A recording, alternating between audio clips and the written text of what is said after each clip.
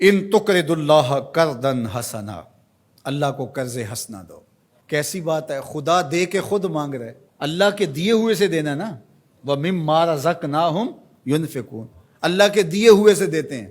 ذرا دیکھیے اللہ اس پہ ثواب دیتا ہے، اللہ کے دیے ہوئے سے دے کے اللہ سے ثواب لیتے ہیں، اور اللہ فرماتا ہے میں لٹاؤں گا بھی اور دگنا کر کے لٹاؤں گا۔ جو تم میرے دیے ہوئے سے دو گے اس کو دگنا کر کے لٹاؤں گا اور تمہیں اجر بھی دوں گا۔ یہ کیا دل آویز کہانی ہے۔ وَيَغْفِرْ لَكُمْ، اور تمہیں بخش بھی دے گا۔ واللہ شکور حلیم، وہ شکر گزار بھی ہے اور حلم والا بھی ہے۔ اللہ اکبر، اللہ خود دے کے خود کہتا ہے مجھے قرض دو۔ ایک دوسرے مقام پہ من یقرض اللہ قرضا حسنا، کون ہے جو اللہ کو قرض حسنا دے؟ جب یہ آیت کریمہ نازل ہوئی تو ایک صحابی تھے حضرت ابو دہدا رضی اللہ تعالیٰ عنہ، تو یہ آیت اتری کہ کون ہے جو اللہ کو قرض حسنا دے، اللہ اسے لوٹائے گا، کئی گناہ کر کے دے گا۔ تو وہ حضور کے پاس آئے اور آقا کریم کا ہاتھ پکڑ لیا اور کہا حضور کیا اللہ نے واقعی ہم سے قرض مانگا ہے؟ رب ہو کے قرض مانگ رہے، اللہ نے واقعی ہم سے قرض مانگا ہے؟ تو حضور نے فرمایا ہاں ابو دہدا، اللہ نے واقعی ہم سے قرض مانگا ہے۔ تو حضور کا ہاتھ پکڑ لیا اور ساتھ ساتھ چلتے رہے، تو کھجوروں کے باغ کے کنارے حضور کو لے گئے، اور 600 کھجوروں کا درخت تھا جہاں انہوں نے اس کو لگا کر کے پروان چڑھایا تھا۔ اور کھجور آپ کو پتہ ہے کب لگتی ہے اور کب جوان ہوتی ہے، کتنا وقت لگتا ہے۔ پھل دینا آسان ہوتا ہے لیکن کھجور دے دینا یہ بڑا مشکل ہوتا ہے۔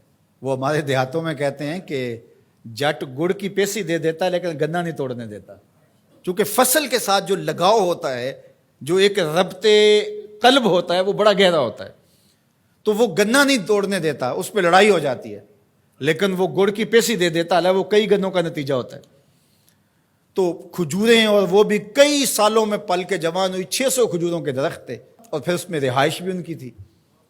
تو اس کے کنارے کھڑے ہو کے پھر ایک بار دہراتے ہیں حضور کیا واقعی اللہ نے ہم سے قرض مانگا ہے؟ تو حضور نے فرمایا ہاں ابو دہدا، اللہ نے واقعی ہم سے قرض مانگا ہے۔ تو کہا پھر اس سودے کے آپ گواہ ہو جائیں، یہ باغ میں نے اللہ کو قرضے میں دے دیا، یہ باغ میں نے اللہ کو قرضے میں دے دیا۔ اللہ اکبر۔ اب ان کی رہائش بھی وہاں تھی اور بچے بھی وہاں رہتے تھے، اب اندر نہیں جا رہے، باہر ہی کھڑے ہو کے بلند آواز سے پکار کرتے ہیں یا امت دہدا اخرجی، اے دہدا کی امی جلدی جلدی بچوں کو لے کے باہر آ جا، یہ باغ اب ہمارا نہیں رہا، ہم نے اللہ کو قرضے میں دے دیا۔ اب خاتون تو لڑنے لگ جائے کہ یہ اور کہیں انتظام نہیں کیا، یہ گھر بستا ہوا، یہ کھجوروں کا باغ لٹکتے ہوئے خوشے، یہ چھوڑ دیں، لیکن وہ بھی حضور کی درسگاہ کی پڑی ہوئی تھی۔ اللہ اکبر۔ تو وہ جلدی جلدی تھوڑا سامان سمیٹتی ہے، بچے سمیٹتی ہے، اور باغ سے باہر آتی ہے، اور باغ کے کنارے پر باہر حضور کھڑے ہیں، حضرت ابو دہدا کھڑے ہیں ان کے شوہر، اور پھر وہ آگے آ کے کہتی کیا ہے، ذرا ان لفظوں پہ 100 جان سے قربان جائے۔ وہ کہتی ہے رابحہ بیعک یا ابا دہدا، رابحہ بیعک یا ابا دہدا، دہدا کہ ابو تو نے بڑا ہی نفع والا سودا کیا ہے، تو نے بڑا ہی نفع والا سودا کیا ہے۔ اللہ اکبر۔ یہ تھے حضور کی تربیت کا نور پانے والے لوگ۔ تو کہا ان تقرض اللہ قرضا حسنا، جو اللہ کو قرض حسنا دے، یضاعفہ لکم، اللہ اس کو بڑھا دیتا ہے، ویغفر لکم، اور تمہیں معاف بھی کر دیتا ہے۔ واللہ شکور حلیم، وہ شکر گزار بھی ہے اور حلیم بھی ہے۔ علماء نے لکھا حلیم کا معنی یہ ہے کہ تمہیں گناہ میں سزا دینے میں جلدی نہیں کرتا، حلم والا ہے۔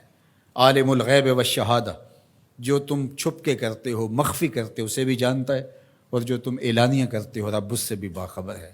العزیز الحکیم، غالب ہے، اس پر کوئی غالب نہیں ہے، وہ حکمت والا ہے، یہ اس کی عظمتیں ہیں۔ تو سورہ التغابن اپنے دامن میں وہ نور رکھتی ہے کہ اس کی تلاوت کرنے سے زندگی میں جمال اور زندگی میں نور نصیب ہوتا ہے۔ علماء نے لکھا ہے وہ بیماری، وہ مشکل، وہ پریشانی جس کے ظاہری اسباب منقطع ہو جائیں تو سورہ تغابن پڑھیں، اللہ تعالیٰ جل شانہ اپنا کرم فرما دے گا، اپنی رحمت نازل فرمائے گا۔